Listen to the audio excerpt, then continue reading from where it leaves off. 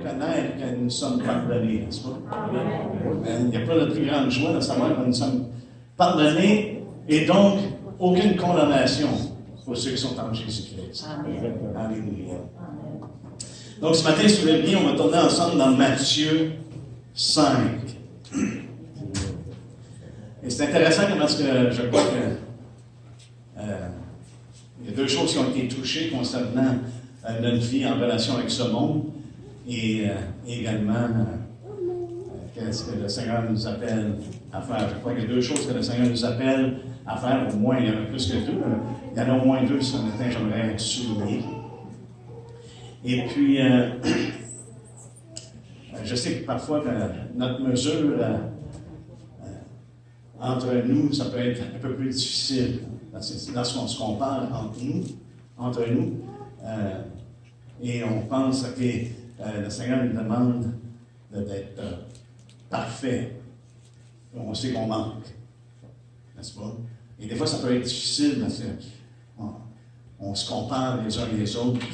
Mais le Seigneur ne nous appelle pas à se comparer les uns les autres. Il nous appelle à regarder à lui, à se comparer à lui.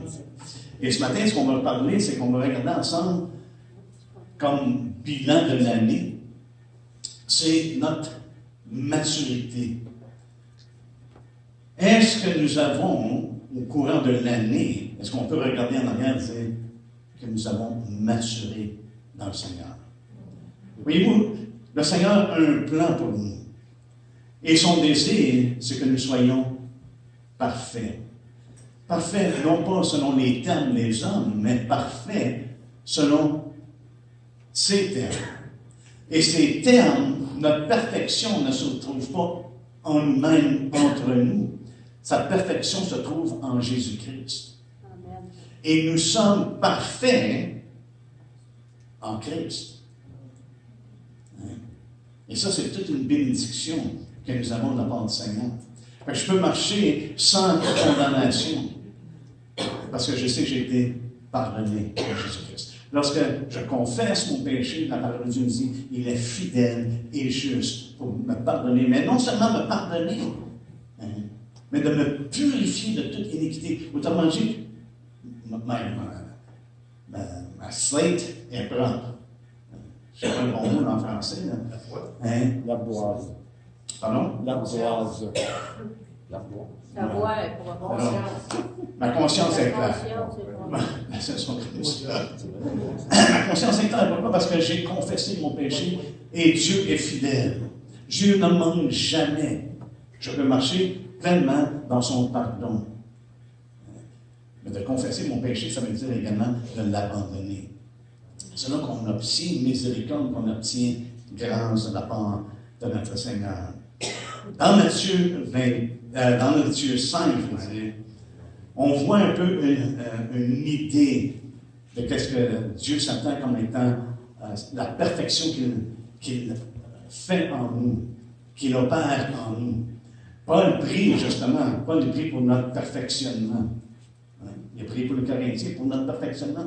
C'est le but, on devrait prier les uns pour les autres pour notre perfectionnement, afin qu'on grandisse dans la grâce et dans la connaissance de notre Seigneur Jésus-Christ. C'est ça le but, c'est de grandir, c'est de prendre maturité. Et c'est là qu'on évite le danger d'être ballotté d'un bord et de l'autre.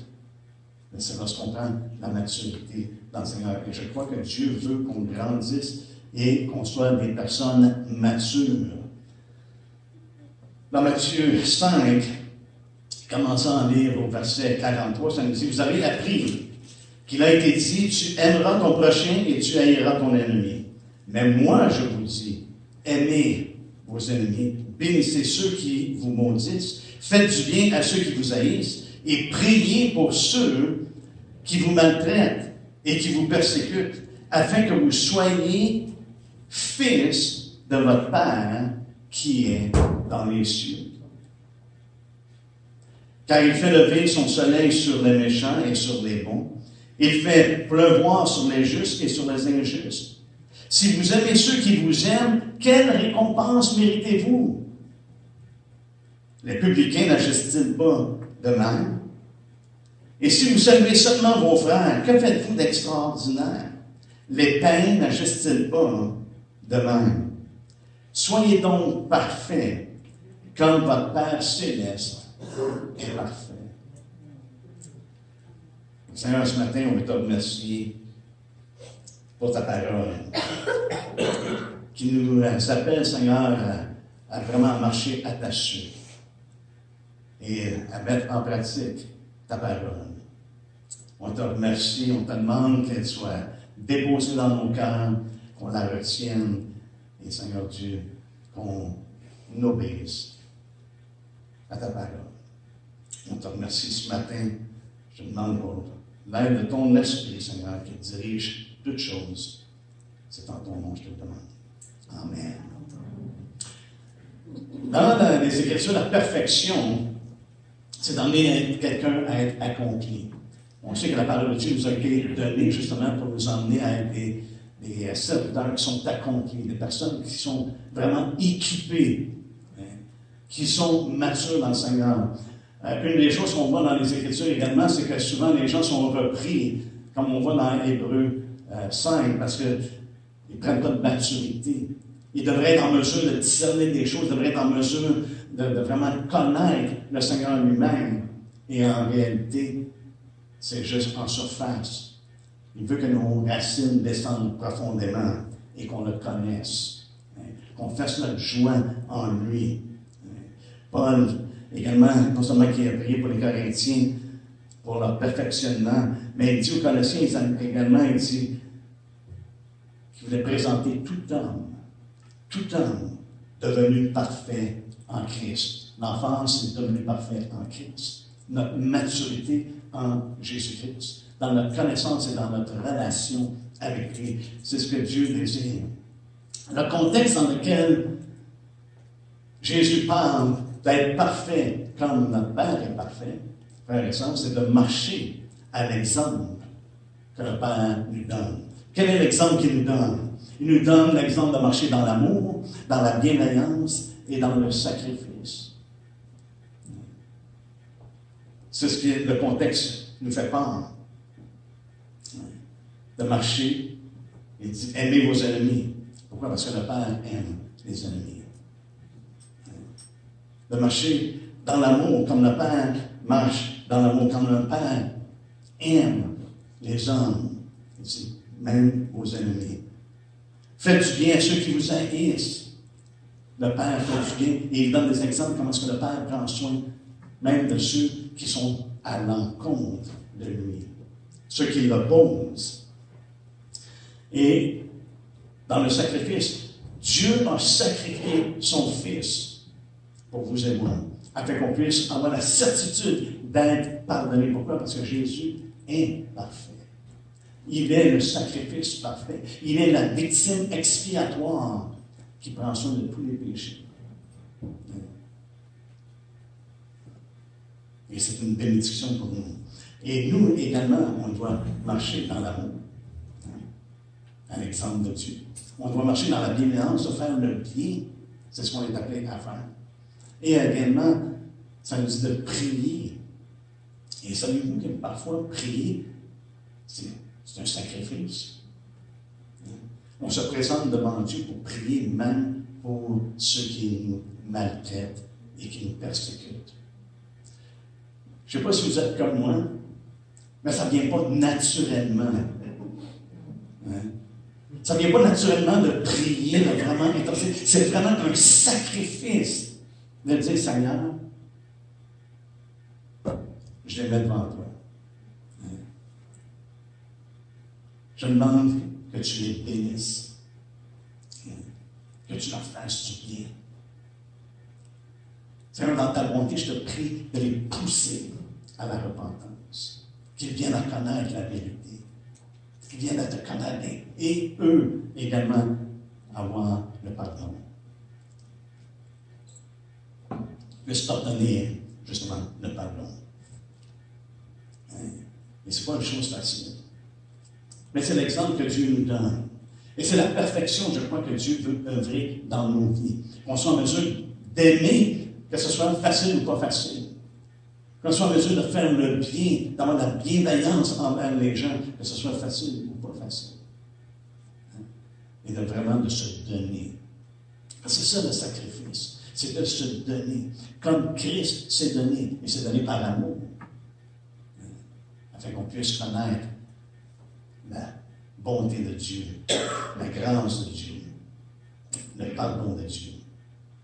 Mais ici, il nous dit, lorsqu'on fait ces choses-là, il dit, afin, au verset 45, afin que vous soyez fils de votre Père qui est dans les cieux. Fils. Qu'on soit participant de cette nature divine que nous avons en Jésus-Christ. Comme j'ai mentionné, je crois que c'est l'appel qu'on a. Ce qu'on voit ici, c'est Dieu nous appelle à être différents. Il nous appelle à être comme lui.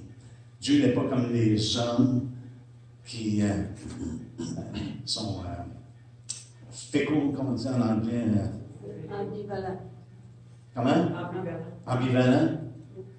Dieu demeure le même.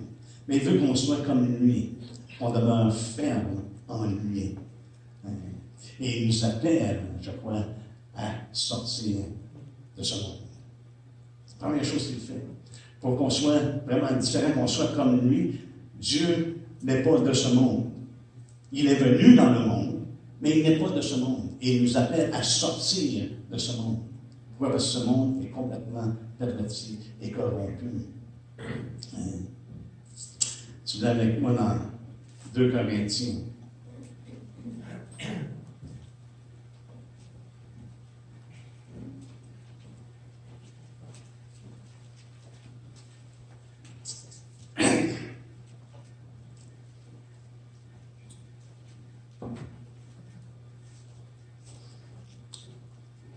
Il nous dit comment on devrait marcher, comment est-ce qu'on devrait être, afin qu'on soit fils, afin qu'on soit des fils. Et regardez ce que Paul dit aux Corinthiens concernant justement de sortir. Et qu'est-ce que Dieu fait? Qu'est-ce qu'il nous dit? Au verset 17, il dit, c'est pourquoi. 2 Corinthiens 6, penchez sur le titre. 2 Corinthiens 6. Ça nous dit au verset 17. C'est pourquoi sortez du milieu d'eux et séparez-vous, dit le Seigneur. Ne touchez pas ce qui est impur et je vous accueillerai. Je serai pour vous un père et vous serez pour moi des fils et des filles, dit le Seigneur Tout-Puissant. Ayant donc de telles promesses, bien-aimés, purifions-nous de toute souillure de la chair et de l'esprit en achevant notre sanctification dans la crainte de Dieu. Mais il nous appelle à sortir de ce monde. Si on veut marcher à l'exemple de Dieu, à l'exemple de Christ, et si on veut marcher vraiment à l'exemple du Père, d'aimer les gens, la première chose qu'on va faire, c'est vraiment de sortir de ce monde. Parce que dans ce monde, on aime simplement ceux qui nous aiment la plupart du temps. Mais Dieu veut qu'on aime même nos ennemis. On fait du bien à ceux qu'on sait qu'on peut peut-être même tirer un peu de profit. Souvent, c'est le cas. Mais Dieu, ce n'est pas la norme. Ce n'est pas ce qu'il met devant nous. C'est de faire du bien, même pour ceux qui nous maltraitent. Ils font des choses à l'encontre.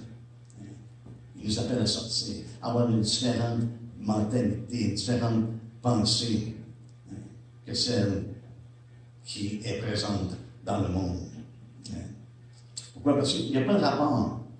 Il n'y a pas vraiment d'accord avec les infidèles, c'est les versets qui précèdent. Il n'y a pas de rapport avec l'idolâtrie.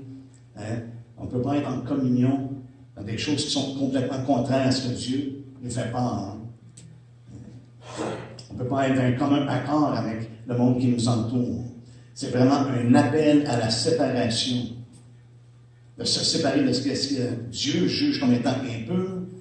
Et ce qui est impur, frères et sœurs, je crois, devant Dieu, c'est haïr nos ennemis. Parce que maintenant, il nous demande d'aimer nos ennemis. Pas une chose qui est facile de nous-mêmes à faire, c'est pour ça que ça doit être fait en Christ. Mais de tout ce qui est impur, autant au sens moral, autant dans notre conduite de tous les jours. Parce que ça nous dit dans la souillure de la chair. tout ce qui est impur. Au chapitre 7, verset 1, ça dit, ainsi donc de ta promesse, purifions-nous de toute souillure de la chair et de l'esprit. De toute souillure de la chair, des choses qui peuvent être physiques ou spirituelles. Autrement dit, en vie et en pensée. Notre vie devrait démontrer ce qu'on a entendu même ce matin dans les gens. Des fois, c'est ce que les gens voient qui parlent beaucoup plus fort que qu'est-ce qu'on peut dire. Et ce qui fait beaucoup de tort souvent, c'est que lorsque les gens entendent et ne voient pas. Il est mieux de commencer par ce que les gens voient. La lumière, c'est visible, frères et sœurs. Et nous sommes des enfants de lumière. L'amour, c'est quelque chose qui est visible. Pourquoi? C'est très concret, l'amour. Ce n'est pas simplement des paroles dans les airs. C'est quelque chose de vraiment concret. C'est quelque chose que l'on vit. Et ça se démontre dans notre conduite. Ça se démontre de la façon qu'on pense. En Colossiens 1, Paul nous donne une petite idée. Colossiens 1, ce que nous étions autrefois. Ça définit ce que nous étions avant d'être en Jésus-Christ. Au verset 21, il dit, et vous qui étiez autrefois étrangers et ennemis, comment? Par vos pensées et par vos mauvaises œuvres. C'est spirituel et c'est également physique. Notre conduite, c'est quelque chose que les gens voient. C'est quelque chose que c'est vraiment qui est visible. Mais ça doit commencer. Il dit, vous étiez ennemis par vos pensées. On pensait complètement contraire à ce que Dieu dit, à ce que Dieu nous a révélé, à ce que Dieu demande, à ce que Dieu s'attend. On pensait complètement contraire. Combien d'entre nous pensaient que c'était correct de marcher d'une certaine façon et que maintenant, après avoir connu le Seigneur Jésus-Christ, c'est pas correct de marcher de cette manière-là. J'ai mentionné cet exemple-là à maintes reprises, mais quand je suis venu au Seigneur, j'étais célibataire. Et dans ma tête, j'ai dit, mais OK, je vais être fidèle avec une femme, mais je ne pensais pas au mariage. Je pensais simplement, au lieu de courir les jupes, je juste. Parce que dans ma pensée, j'étais ennemi de Dieu. Je ne savais pas ce qui était bien, ce qui était mal. Et lorsqu'on vient à lui, tout d'un coup, les choses deviennent claires parce que le Seigneur nous enseigne. Et je crois que c'est là que vraiment la tentation et la séduction, c'est que ça nous amène toujours en opposition à la parole de Dieu. Dans nos pensées. Qu'est-ce que Satan a fait avec Ève? Il l'a emmené à penser qu'elle ne mourrait pas si elle mangerait le fruit. Alors, il l'a emmené à penser qu'elle serait mieux, elle aurait une plus grande connaissance. Et qu'est-ce que ça l'a fait? Ça l'a emmené dans ses actions à contredire ce que Dieu avait clairement établi.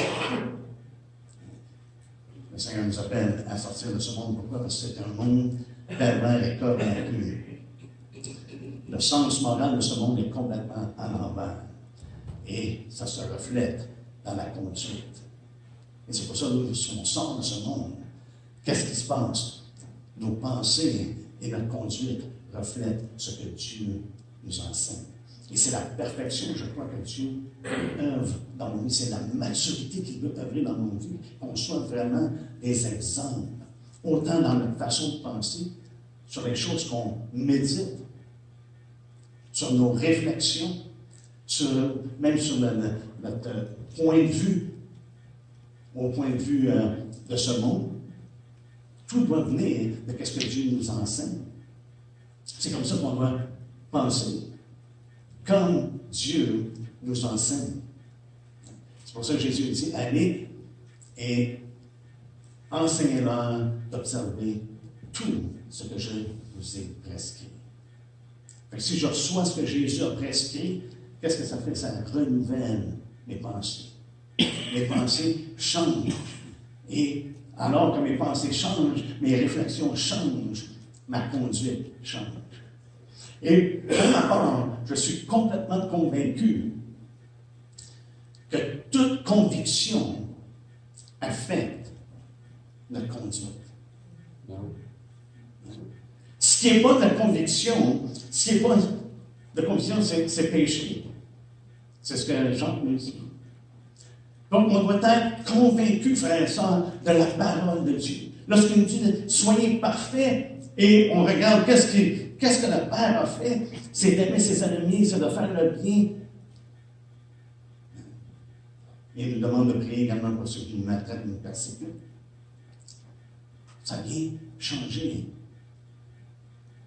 mon être entier. Ça vient changer mon être entier.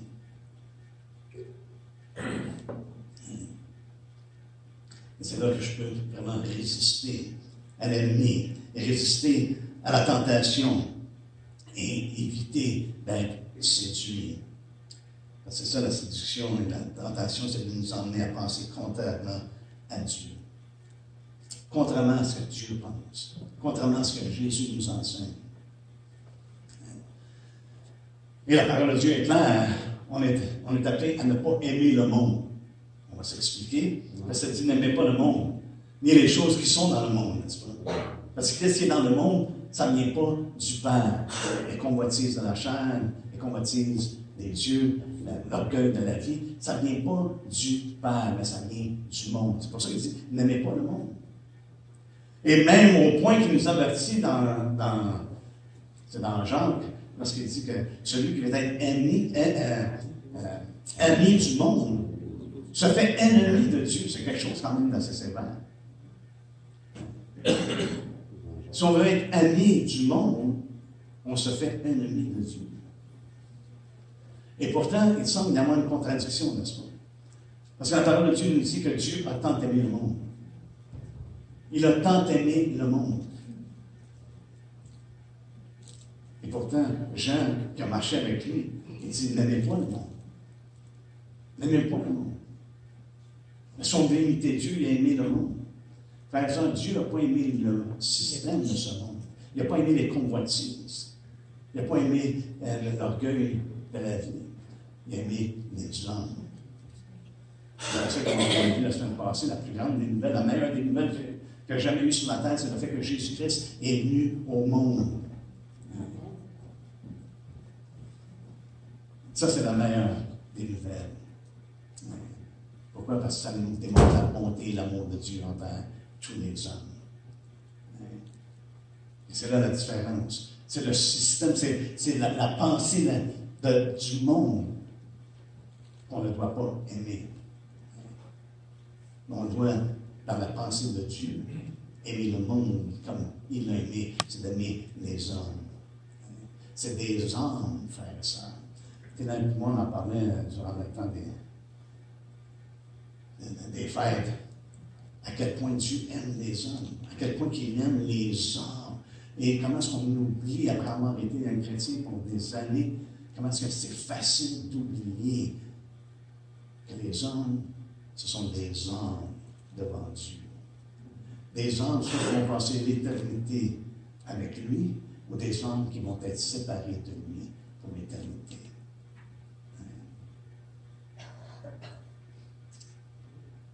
On a cette responsabilité-là, je crois, de démontrer cet amour-là. Lorsque je réfléchis sur le fait que Dieu est en Christ pour réconcilier le monde avec lui-même en n'imputant pas leur offense. Comment est-ce que Dieu ne pouvait ne pas imputer leur offense? C'est qu'il a donné le sacrifice parfait. Le sacrifice parfait dont Jean nous dit que c'est lui qui enlève les péchés du monde. C'est lui qui ôte le péché du monde, l'agneau de Dieu parfait. Et c'est en lui que nous sommes, vous et moi, parfaits, parce qu'on a reçu de sa part le pardon. Et la parole de Dieu est claire, que lorsque nous étions ennemis, Dieu nous a réconciliés par Christ.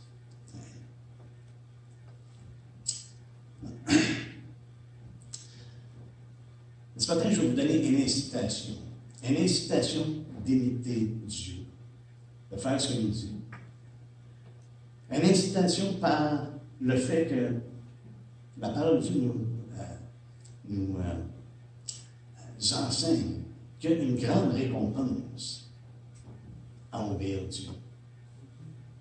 Si j'allais avec moi dans Luc 6, je parle pratiquement les mêmes choses qu'on mentionne ici dans Matthieu 5.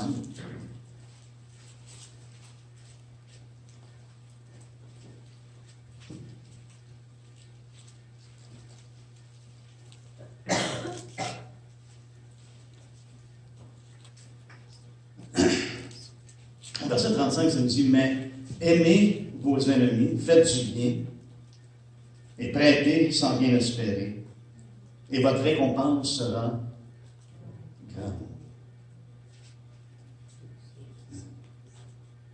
Et votre récompense sera grande, et vous serez fils du Très-Haut. Et ça inclut filles également. Vous serez fils du Très-Haut, car il est bon pour les ingrats et pour les méchants. Soyez donc miséricordieux, comme votre Père est miséricordieux. Dans Matthieu, c'est parfait. Ici, c'est d'être miséricordieux. Dieu fait miséricorde. On a vu la semaine passée, à qui il fait miséricorde? À ceux qui le craignent. Il nous dit à qui il fait miséricorde? À ceux qui le craignent. C'est-à-dire, on va emmener les gens à voir la grâce de Dieu et sa miséricorde. La miséricorde que nous-mêmes nous avons connue et que Dieu veut faire connaître.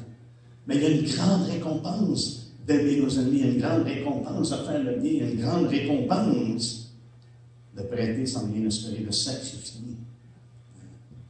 Il va y avoir une grande récompense. Et c'est une pensée qu'on voit dans la parole de Dieu, dans l'enseignement même de Christ. On est dans Matthieu 5, allons dans Matthieu 6. Comment dire, de fois que Jésus fait référence lorsqu'on prie, comment est-ce qu'on devrait agir. Mais également, il nous fait toujours part que Dieu le voit et qu'il va te le rendre. Il y a une récompense lorsqu'on obéit à Dieu. Dans Matthieu 6, au verset 3, ça nous dit, mais quand tu fais le monde, que ta main gauche ne sache pas ce que tu as fait à droite, afin que ton aumône se fasse en secret, et ton Père qui le voit dans le secret te le rendra. Et on voit ça à maintes reprises dans ce chapitre-là. Parce qu'il dit, tu pries, tu fais ça en secret, et le Père te le rendra. Celui qui voit. Au verset 6, il dit, mais quand tu pries, entre dans ta chambre, ferme ta porte et prie ton Père qui est là, dans le lieu secret, et ton Père qui voit dans le secret te le rendra. Et il fait ça 4-5 fois. Il va te le rendre. Il y a une récompense lorsqu'on marche avec Dieu, lorsqu'on lui obéit. Il y a une grande récompense. Dans Apocalypse 22-12, il dit, ma rétribution est avec moi pour rendre à chacun selon ses œuvres. Fait que c'est un moyen de nous inciter, frères et sœurs, de continuer malgré les difficultés. Et malgré que d'aimer nos ennemis, ce n'est pas toujours évident. De faire le bien, ce n'est pas toujours évident.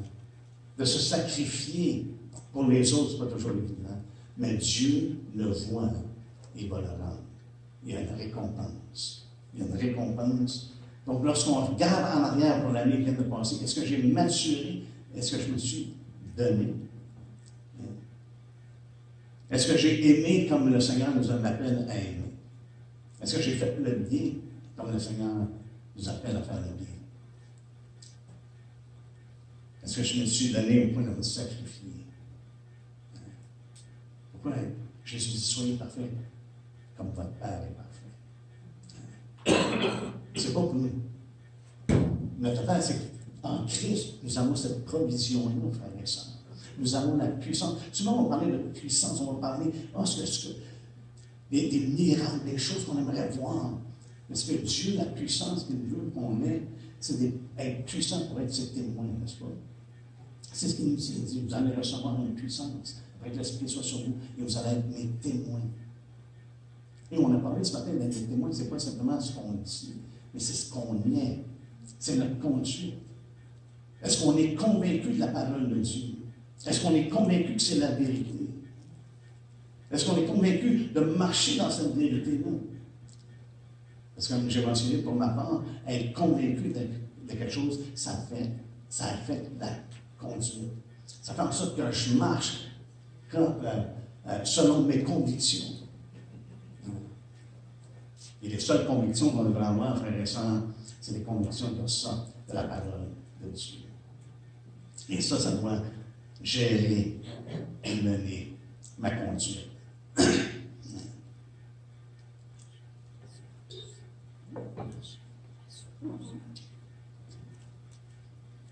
Paul dit dans 1 Corinthiens 9:17, je n'ai pas besoin de tourner, mais ça nous dit qu'il faisait de bon cœur. S'il faisait de bon cœur ce que Dieu l'avait appelé à faire, il dit j'ai la récompense. J'ai la récompense. Dans Colossiens 3, 23 et 24, ça dit faites de bon cœur. Faites-le de bon cœur, servez de bon cœur, sachant que vous recevrez l'héritage pour récompense. On doit être en mesure, frères et sœurs, de reconnaître que Dieu a un héritage, qu'il a une récompense. Et ça doit nous inciter, nous aider dans notre... OK, parce que des fois, c'est pas facile, mais Dieu voit et connaît. Et c'est ce qu'il m'appelle à faire. Malgré tout, je vais le faire. Avec lui. Paul prie afin que les yeux soient ouverts, afin qu'une personne puisse connaître la richesse de la gloire de son héritage. C'est une chose importante. Donc, on veut aimer conformément à Christ. Parce que Dieu vous a prédestiné. Voyez-vous ça? Dieu vous a prédestiné pour être semblable à l'image de Christ. Donc, notre standard, c'est Jésus-Christ. C'est d'aimer comme lui nous a aimés. Et comment est-ce qu'il nous a aimés? Il nous a donné sa vie. Il a donné sa vie pour vous et moi. Est-ce que je suis convaincu qu'il a donné sa vie pour vous et moi? Est-ce que je suis convaincu qu'il n'y a pas de plus grand amour que de donner sa vie pour quelqu'un d'autre? Et je vais dire, Seigneur, ok, maintenant, je suis convaincu que ma vie reflète cette conviction-là. D'être conforme à l'image de Christ. D'être rendu semblable à l'image de Christ. Jésus a dit, il n'y a pas plus grand témoignage vraiment pour l'Église. Quel est le plus grand témoignage qu'il y a? Qu'est-ce que les gens vont reconnaître concernant l'Église? L'amour les autres. Exactement. L'amour que nous avons les uns pour les autres, c'est ce qui témoigne vraiment de la conviction, vraiment qui témoigne de la perfection que nous avons en Jésus-Christ.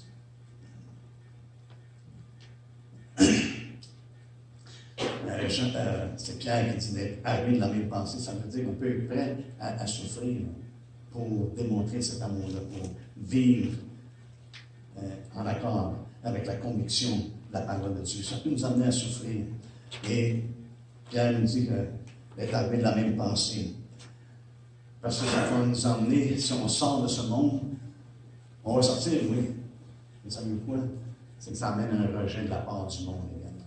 Ouais. Parce que ça devient, malheureusement, ça devient un témoignage contre eux. Jésus dit, le monde m'haït. Pourquoi qu'il m'haït? Parce que je leur dis que leurs œuvres sont méchantes. Il leur fait voir par sa vie et par ce qu'il dit, ce qu'il enseignait, que leurs œuvres étaient méchantes. Fait que le monde va nous rejeter, vont nous malheureusement persécuter, mais on doit prendre courage parce que Dieu est plus grand que le monde. Et sa récompense est de beaucoup plus grande. Ça nous dit dans Matthieu 5, justement, à partir au verset 11, ça dit « Heureux serez-vous lorsqu'on vous outragera. » Quand est-ce que vous avez été heureux lorsqu'on vous a outragé? La dernière fois. qu'on vous persécutera et qu'on dira faussement de vous toutes sortes de mal à cause de moi. Réjouissez-vous et soyez dans l'allégresse parce que votre récompense sera grande dans les cieux. Ça me rappelle, on pourrait dire, d'aimer comme Dieu veut qu'on aime, de faire le bien, d'être parfait comme notre Père est parfait. Pourquoi il dit? Parce que votre récompense sera grande dans les cieux, car c'est ainsi qu'on a persécuté les prophètes qui ont été avant vous. Quelles sont les persécutions qu'on peut dire qu'on peut avoir? C'est qu'on peut être maudit. C'est des choses que ça arrive. C'est pour ça que dans Matthieu 5, justement, il parle de prier pour ceux qui nous maudissent. D'aimer vos ennemis, de bénir ceux qui vous maudissent. C'est des choses correctes. De faire du bien à ceux qui vous haïssent, ça fait qu'on peut être haï. Hein? On peut être maltraité et persécuté. Ça nous dit de prier pour ces personnes-là. Et c'est, je crois, c'est la perfection que Dieu recherche dans nos vies. C'est d'être de plus en plus comme Christ. Il a été maltraité, il n'a pas ouvert la bouche. Au contraire, ça l'a mené à se sacrifier à la croix. Donc, l'amour, je vois l'amour de Dieu auquel il nous appelle, c'est l'amour qui nous pousse à bénir, à faire le bien, à prier. Et c'est le message que nous avons, frères et sœurs, parce qu'on est rempli de l'amour de Dieu. Oui, c'est vrai que ce que les gens voient parle fort. Mais en même temps, lorsqu'une personne est remplie de cet amour-là, éventuellement, la bouche s'ouvre. Et c'est pour ça que non seulement on est appelé à sortir de ce monde, mais on est appelé également à aller vers ce monde.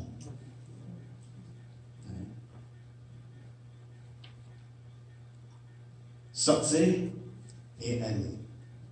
On sort de ce système, de ce monde-là, de la façon que le monde pense, mais également on va avec un nouveau message. Justement le message de l'amour de Dieu.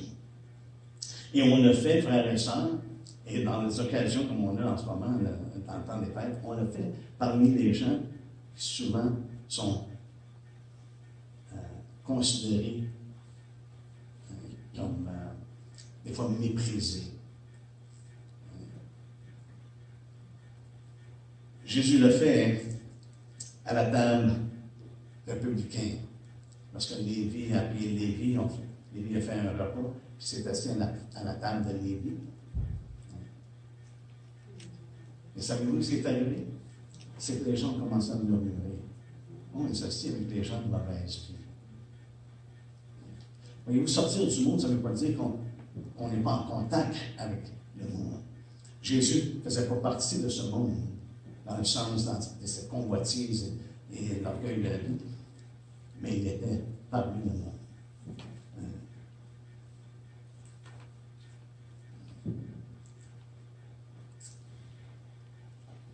Jésus nous dit qu'il n'est pas venu appeler des justes, mais des pécheurs.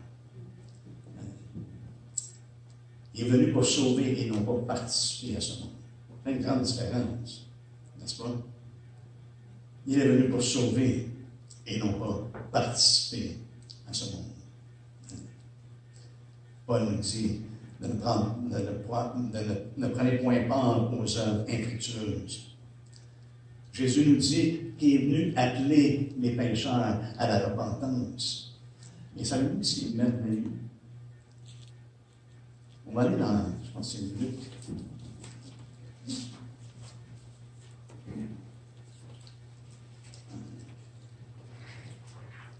Je sais Luc ou Matthieu.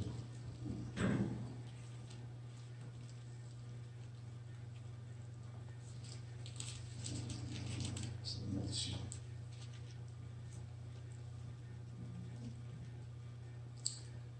C'est Matthieu 9.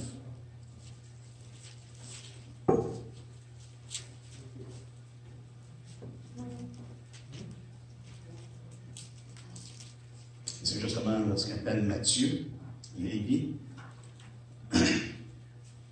Matthieu 9, verset 9. puis il l'appelle, et il dit, suis-moi.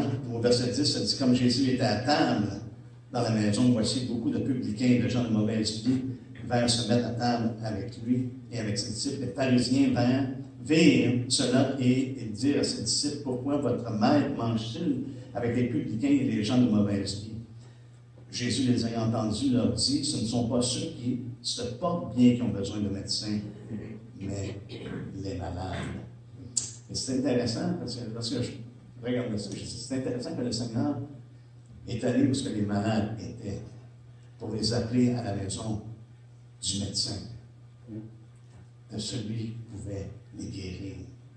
Et c'est pour ça que je pense que pour nous, en tant que disciples de Christ, en tant que chrétiens, il est important qu'on soit aussi en contact avec des gens, mais qu'on ait le même message, d'appeler les gens à la maison du médecin. Parce que les gens sont malades. C'est ce que Jésus faisait part. Les gens sont malades. Cette maladie-là est incurable par les hommes. C'est le péché. Le seul qui peut guérir une personne du péché, c'est Jésus-Christ. Dans Luc 5, Jésus dit qu'il appelle les pécheurs à la repentance. Et même avec Zachée, c'est le même exemple qu'on peut voir avec Zachée. Un publicain qui fait une fête, qui reçoit Jésus chez eux. Et Jésus dit, lui aussi, c'est un fils d'Abraham. Le Seigneur est venu dans cette maison parce que c'était un fils d'Abraham. On a dit, c'est un fils de la foi. Il y a la foi, qu'il soit un publicain, quelle que soit notre nationalité, quel que soit notre ouvrage. Ce que Dieu demande, c'est qu'on a la foi en lui. Et c'est pour ça qu'on prêche. Quoi? Qu'est-ce qu'on prêche? La parole de la foi. C'est ce que Paul dit. Il dit, on prêche la parole de la foi. Pourquoi? Parce qu'on veut emmener les gens à avoir la foi en Jésus-Christ. Qu'ils mettent leur foi en Jésus-Christ. Et Paul, pratiquement, écho le même message, n'est-ce pas? Parce qu'il dit que c'est une parole certaine et entièrement digne d'être reçue. Est-ce que vous croyez que c'est une parole qui est entièrement digne d'être reçue, que Jésus-Christ est venu dans le monde pour sauver les pécheurs? Et Paul dit, donc je suis le premier. On pourrait tous se mettre à sa place. C'est une parole qui est digne, qui est certaine, qui est entièrement digne d'être reçue. Donc, on a cette assurance-là. Ce que je dis, c'est la vérité. Il n'y a pas de salut en aucun autre qu'en Jésus-Christ. Et savez-vous, ce qui fait que la parole peut être mieux reçue, c'est lorsqu'on a sorti de ce monde, qu'on ne vit pas comme le monde, et qu'on amène un message qui est complètement différent de celui de ce monde. Ce monde est centré sur eux autres, même continuellement. Je me souviens, avant d'être un chrétien, tout ce que je pensais, c'est moi. Moi. Et c'est la plupart des gens, moi. Et on le voit dans la pensée de ce monde. Mais maintenant, c'est Seigneur, c'est toi. Et toi, tu me dis de sortir, d'aller dans ce monde. Et une des raisons que je vais partager ça, c'est parce que je pense qu'en tant qu'Église, en tant qu'individu, en tant que membre du corps de Christ, souvent on a la tendance de négliger, d'aller et de vraiment prêcher l'Évangile, d'appeler les malades à la maison du médecin. C'est le mandat que nous avons reçu, frères et sœurs. Et c'est une chose que plus j'y pense, je me dis, OK, Seigneur, on sait que le temps est court. On sait que le temps est proche. On sait qu'il y a encore beaucoup de gens qui n'ont jamais entendu l'Évangile. Et je sais que pour certains, c'est difficile de croire que, non. En 2023, on arrive en 2024, pratiquement tout le monde a entendu l'Évangile. Je vais vous dire que non. L'ennemi a aveugler les gens. Même ce qu'ils entendent, ils ne l'entendent pas. Souvent, ils ne voient pas. J'ai grandi au Québec.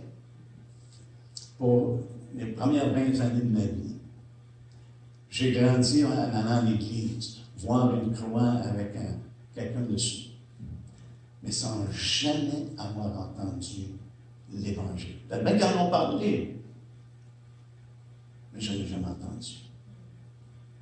Il y a encore beaucoup de gens, je crois, qui sont comme ça aujourd'hui.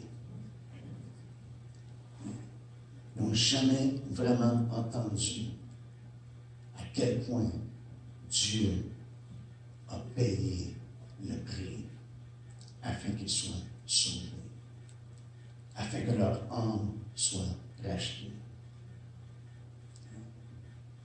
Dans le livre de Jean au complet, Jean conclut son livre pratiquement au dernier chapitre, mais avant le dernier chapitre, il dit, mais ces choses ont été écrites afin que vous croyiez que Jésus est le Christ, le Fils de Dieu, et qu'en croyant, vous ayez la vie en lui.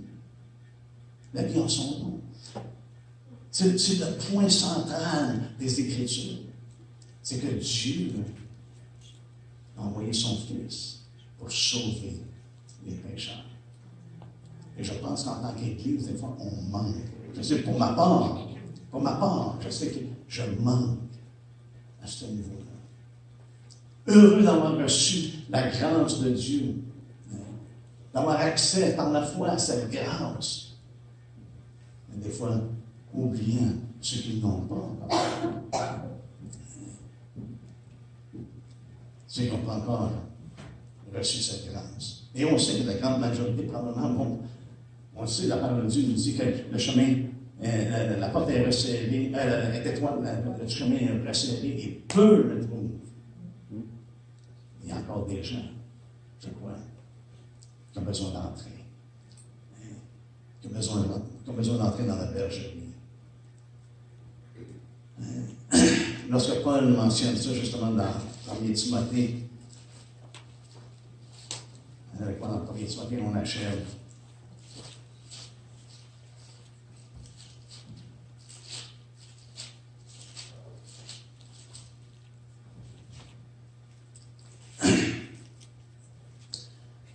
Au verset 15, au premier chapitre, verset 15, il dit cette parole. C'est une parole certaine et entièrement digne d'être reçue que Jésus-Christ est venu dans le monde pour sauver les pécheurs, dont je suis le premier. Mais j'ai obtenu miséricorde. Alléluia. Afin que Jésus-Christ fasse voir en moi. Voyez-vous, c'est dit. Afin que Jésus-Christ fasse voir en moi. L'œuvre de Christ dans nos vies. Comment Dieu opère dans nos vies, ça fait voir aux autres.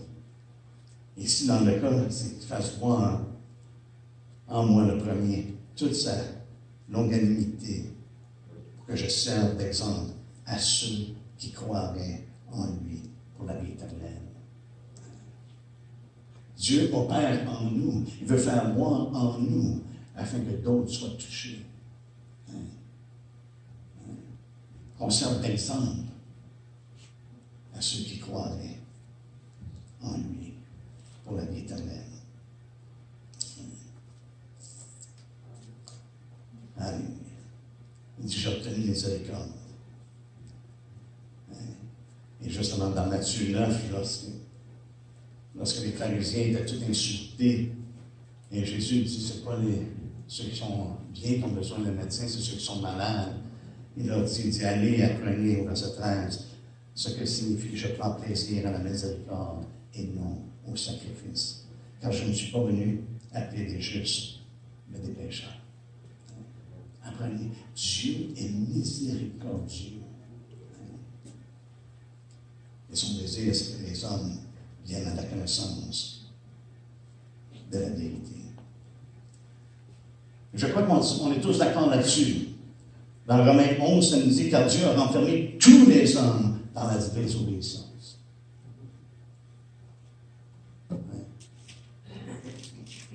Il a renfermé tous les hommes dans la désobéissance, que tu sois juif, grec, ou quelle que soit ta nationalité. Il a renfermé tous les hommes dans la désobéissance. Pourquoi? Parce que tous ont péché. On a tous manqué. On a tous dévié. Mais ça nous dit pour faire miséricorde à tous. Il a renfermé tous les hommes pour faire miséricorde à tous les hommes. Et comme on l'a mentionné, et comme Marie le mentionne, à qui il fait miséricorde à ceux qui le craignent. Il fait voir sa patience envers les hommes, comme Pierre dit.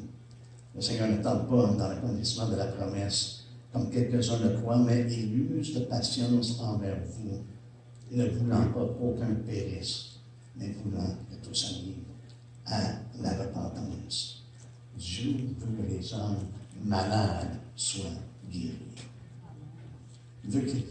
Et je pense que tout ce que Dieu fait et qu'il veut faire à travers nous, c'est de pousser les hommes à la repentance. Est-ce que les hommes résistent? Définitivement. Mais ça n'empêche pas que Dieu pousse sa bonté à être révélée et il pousse les hommes à la repentance. Alléluia. Si Paul savait qu'il méritait la mort, mais il a obtenu miséricorde. Dans l'Apocalypse, on a un bel exemple, on va terminer avec ça, on a un bel exemple. Il y a l'exemple que Dieu est patient et que Dieu donne du temps pour que les gens se repentent. Et il le fait avec Jézabel. Il dit, je lui ai donné du temps pour qu'elle se repente. Là, c'est pas la pensée. Il donne du temps que les gens se repentent. Il exerce la patience. Et ça veut dire quoi? On ne sauve pas personne. On est simplement appelé à aller et de prêcher l'Évangile, de le faire connaître. Donc, en fin d'année, le bilan. Est-ce que nos vies ont reflété que nous sommes sortis de ce monde? Est-ce que nos vies reflètent qu'on va vers le monde? Et je confesse, j'osais confesser si j'ai offensé quelqu'un. Lorsqu'on parle, on peut toujours offenser quelqu'un. Aussitôt qu'on ouvre la bouche, il y a possibilité qu'on offense des personnes. Et pour ça, je vous demande pardon ici. Mais par contre,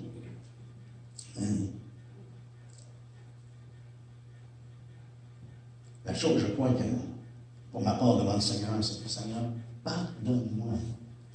Parce que dans ces choses-là, j'ai été négligent. Pas tellement au niveau de sortir de ce monde, mais d'aller et de communiquer la bonne nouvelle. Parce que des fois, on peut être tellement accablé par tout ce qui se passe, qu'on vient qu'on néglige que c'est le plus important. Donc, en vue de 2024, dans l'œuvre de Dieu dans nos vies,